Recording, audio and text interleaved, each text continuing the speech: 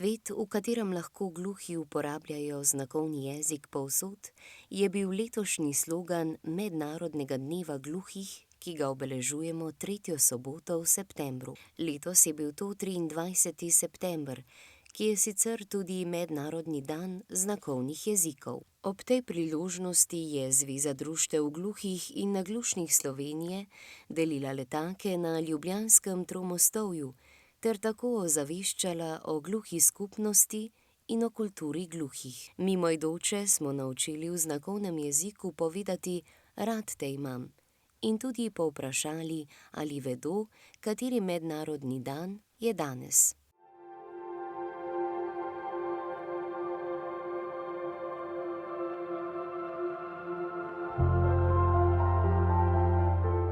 Ja, mednarodni dan gluhih, a ne? Naglušnih, gluhih.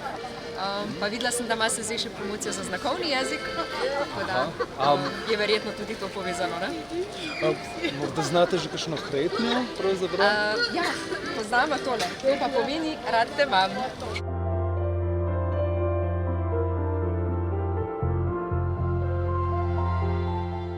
Ja, danes je v bistvu je dan gluhih in pa tudi istočasno je pa danes dan znakovnega jezika. O, bravo! Kako pa, da to veste? Ja, slučajno, ker moj oče je bil zelo znan in zelo zagret sodelavec za gluhe, jih je tudi učil, pisal knjigice in tako naprej in celo smo imeli v njegovi stoletnici smo imeli celo v gluhonemnici eno proslavo.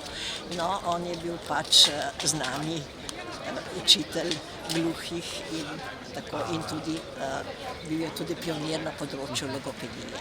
Tako da tako vem, no, njegovo ime je bilo Zdravko Omerza, če kdo pozna.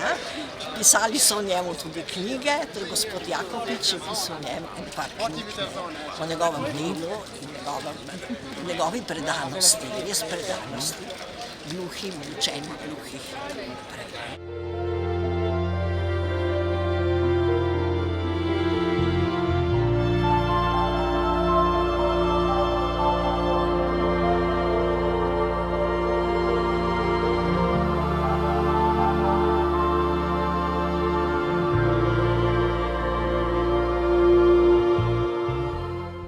Svetovna zveza gluhih pa je tudi letos nadaljevala s projektom Modra luč za znakovne jezike in pozvala mestne občine in ostale pomembne institucije, da javna mesta in zgradbe, javne znamenitosti, predsedniške in mestne hiše na ta dan osvetlijo z modro svetlobo v potrditev skupne zavezanosti k solidarnosti s skupnostmi gluhih. Svetovna zveza gluhih uporablja modro barvo od svoje ustanovitve leta 1951.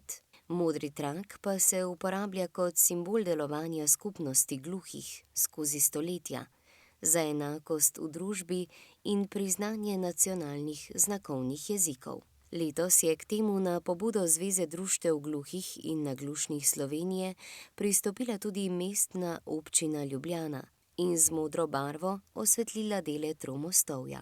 Zbrali so se tudi člani gluhe skupnosti v Ljubljani. Predsednik Zveze društev gluhih in naglušnih Slovenije pa je ob tem povedal: